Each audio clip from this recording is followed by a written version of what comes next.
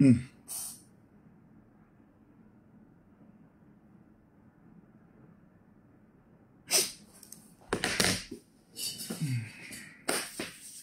Ça, c'est juste un petit direct rapide là. Mathieu, partage-moi le petit direct que je lance maintenant là sur toutes les pages. C'est un petit direct rapide quoi, chap. Voilà.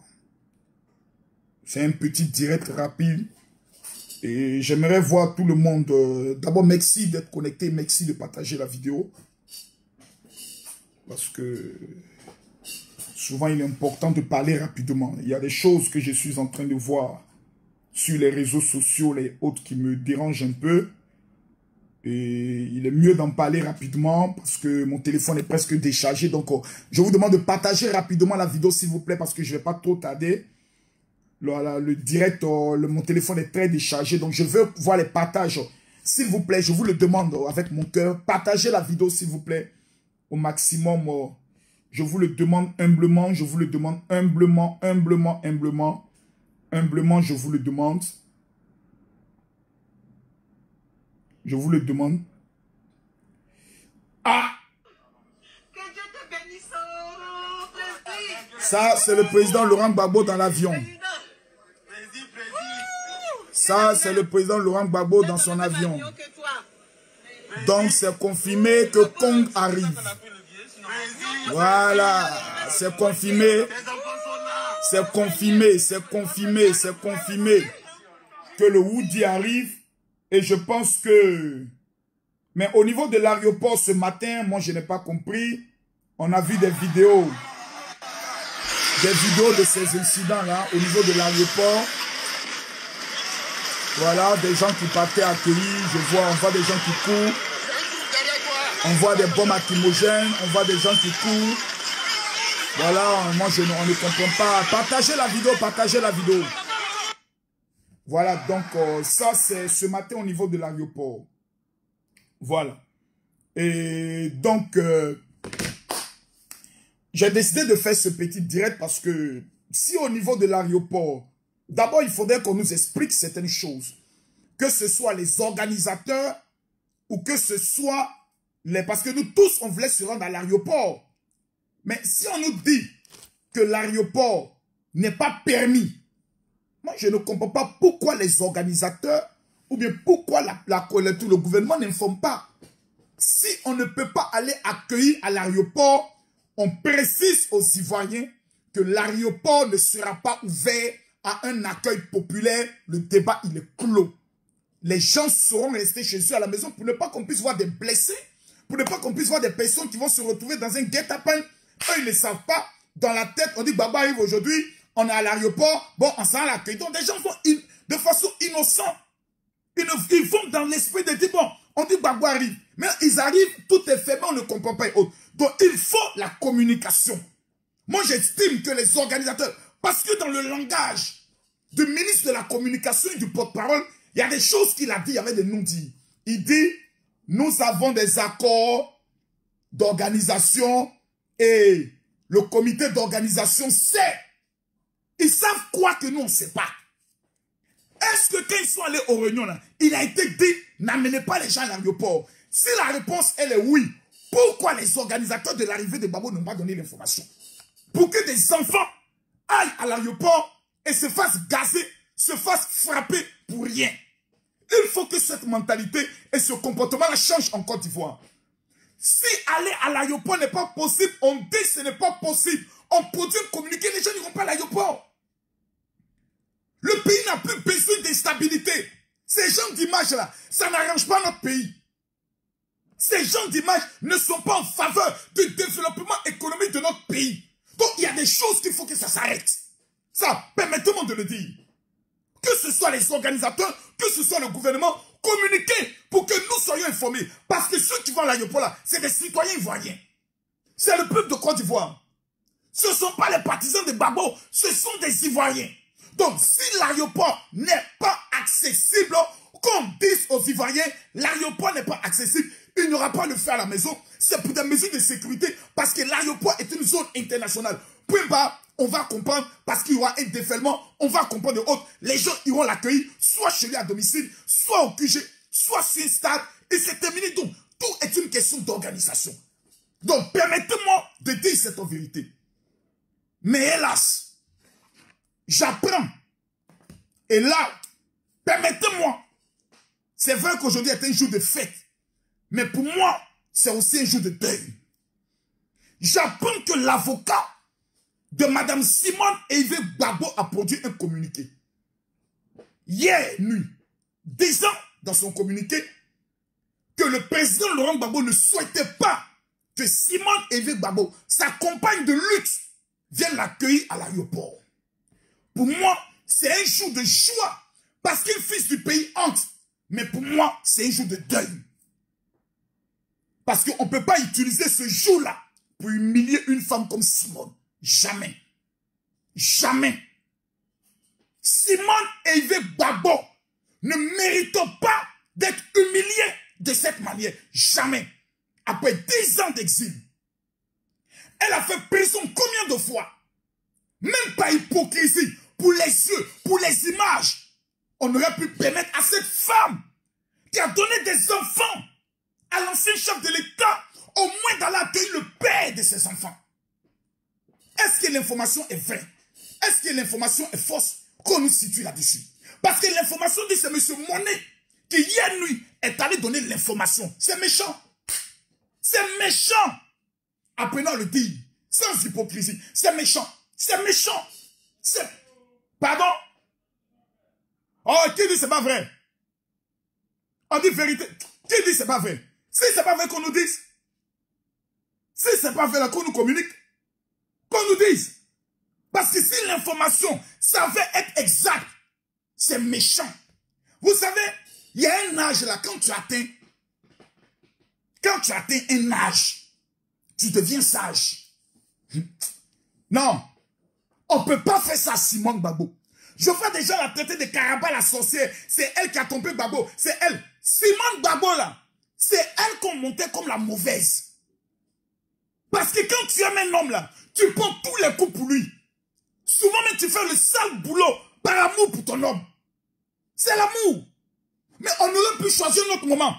Pas ce jeu historique là. Oh j'ai dit, même si Gbagbo veut plus de Simone, cette information là, on sait ça depuis longtemps. Mais c'est pas aujourd'hui là. Elle est quand même membre du FPI.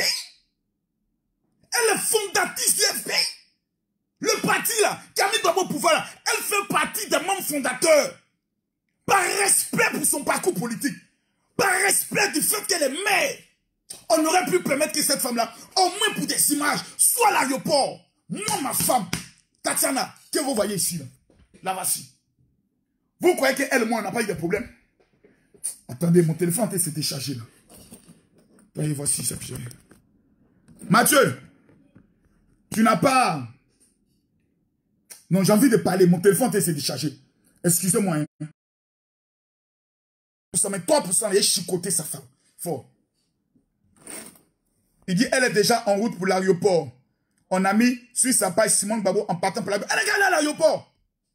Simone, maman Gbagbo, va à l'aéroport. Celui qui dit qu'il est garçon, celui qui dit qu'il a pile en bas de lui, n'est qu'à empêcher la femme d'aller à l'aéroport. C'est quoi cette histoire-là? Cette femme qui a souffert. Si Gbagbo était chef de l'État, c'est grâce à Simone Hervé Gbagbo. Aussi. Parce qu'elle s'est battue. Elle a accepté des coups. Elle a accepté de l'humiliation. Elle a accepté la prison. N'humiliez plus cette femme-là. Elle a été battue en 2011. N'humiliez plus cette femme-là. Qui sait donc ce qu'elle a subi? Qui sait ce qu'elle a subi? Elle se le sait. Faut pas qu'on humilie cette maman-là. C'est quand même une mère de la Côte d'Ivoire. Et je vois des gens qui se font le malin plaisir. Voilà. Voilà. Bien même. Voilà. Voici Simone Hervé Gbagbo qui est en train d'aller à l'aéroport avec sa fille. La voici. La voici. Une femme. Mettez les cœurs pour Simone Gbagbo. Mettez les cœurs pour cette femme qui s'est battue ici pour maintenir l'image de son mari. On va venir humilier cette dame. La voici. Qui est habillée comme une Jackie Kennedy et qui va accueillir son mari. La voici. La voici. La voici. La voici. Propre. Clair et net. Faut pas venir raconter des imbécilités là. Que non, M. Monet est allé remettre, donner commission, que non, on ne veut pas que Simone Evé Gbagbo aille à l'aéroport. On n'est qu'à arriver à l'aéroport là-bas. Il faut qu'on respecte Simone Gbagbo. Elle mérite le respect. Parce que ces gens de femmes là, on ne trouve plus. Tu n'es rien, elle est avec toi. Tu n'as rien, elle est avec toi. Tu n'étais personne, elle était avec toi. Personne ne croyait un jour que tu allais chef d'État. Simone Gbagbo était avec toi. Quand même, par devoir de mémoire, par respect pour les enfants, il y a des choses qu'on ne fait pas. Même quand on s'est séparés, on se sépare en douce, d'une manière, tu vois, non, on ne sait pas. On signe des clauses de confidentialité, et puis un matin, il paraît que, on dit que, et puis il paraît. Mais quand on se va, Mandela a divorcé. Mais est-ce que Mandela a divorcé quand il est sorti de prison? Le jour où Mandela sortait de prison, qui est venu l'accueillir? C'est sa femme. Mais sa femme avait fait des bêtises dont Mandela était informé. Mais le jour historique de sa libération, Mandela dit, je dois être vu avec ma femme. Pas avec une tisa, mais avec sa femme. Que le monde entier reconnaît. Soyons sérieux, soyons sincères, respectons Simone Gbagbo. C'est pas n'importe qui. Des femmes comme elle, on ne trouve plus. Des femmes qui peuvent aller au charbon. Des femmes qui peuvent se sacrifier jusqu'à aller faire prison. Arrêtez-moi, c'est un peu là. Jusqu'à essayer de me faire sortir des choses. Arrêtez-moi, c'est un peu. Respectez Simone Gbagbo, c'est pas n'importe qui. C'est une mère. C'est une combattante. C'est une femme politique. En plus, c'est une intellectuelle. Papier la connaît. Ancienne députée d'Aboboga. Vous croyez que le FPI là, ça a été construit? C'est Gbagbo seul qui a fabriqué le FPI. Il y a des gens qui sont sacrifiés. Même à Fingue Sanchela là, il a travaillé. C'est une équipe qui gagne. Ou bien on est devenu des adorateurs d'un homme. On ne peut plus parler. On n'est qu'à se respecter. Hein. La femme la mérite notre respect. Je vois des gens qui veulent faire le commentaire. Non, c'est à cause d'elle. C'est elle qui donnait les mauvais conseils à Gbagbo. Quand vous vous asseyez, vous réfléchissez là. Gbagbo là, c'est un enfant. À qui on peut donner de mauvais conseils? Soyons sérieux. Hein. Respectons-nous ici. Hein. Gbagbo arrive, c'est un jour de fête. C'est un jour de choix. Mais ce n'est pas un jour de règlement de compte. Voilà. C'est pas un jour pour dire, moi ici pour Nadi Bamba, moi ici. Yeri, quand Gbagbo n'était rien, quand Gbagbo en 1990 était dans l'opposition, là, quelle femme pouvait croire en Gbagbo? Attendez, on va essayer à combien de pourcents? Voilà. Mettez les cœurs pour Simone. C'est foutage ou bien quoi? Mais père est dans le pays, on ne parle pas. Ou parce qu'elle est dans ce pays, on ne parle pas. Les gens se foutent des gens. Simone Evé Gbagbo là, elle fait partie du patrimoine ivoirien. Respectez-la. Ah, les enfants maudits comme ça. Il y a des gens qui soutiennent Gbagbo là. En 90, ça vous pouvez le soutenir. En 1990, qui pouvait croire que Gbagbo allait être toujours président? C'est sa femme qui a cru en lui. Même qu'ils n'avaient rien. Même qu'ils étaient dans 2 chambres salon. Elle est croyante en lui. Elle fait enfant. Elle croit en Gbagbo. Tous les jours.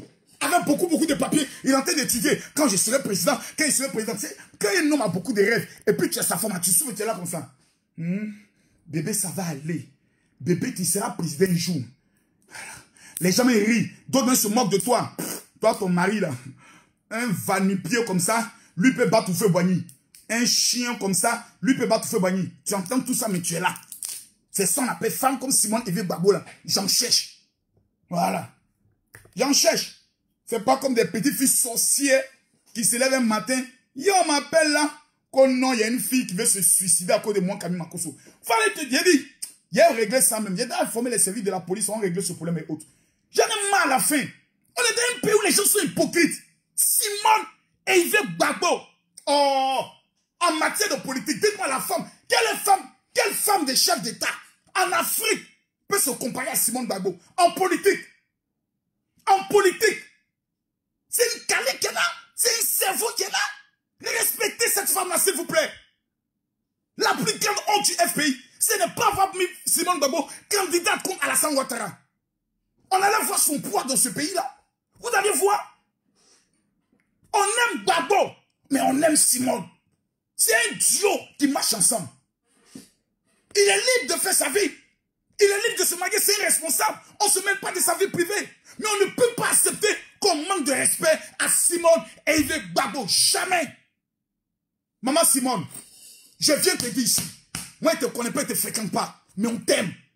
On t'aime parce que tu es une combattante. On t'aime parce que tu es vrai. On t'aime parce que tu mérites le respect. Que Dieu te bénisse. Tu as jeûné, tu as prié. Ton mari est libéré. Au dit des petites filles ont venu s'amuser à toi, te manquer de respect. Combien de fois cette femme n'a pas été humiliée? Même quand son mari est au pouvoir. Des femmes qui cherchent à sortir son mari. Qui viennent jusqu'à domicile pour la narguer. Respectons cette femme-là, s'il vous plaît. Manquer de respect à cette femme, c'est manquer de respect à ta maman toi-même. Que Dieu vous bénisse. Ciao, ciao.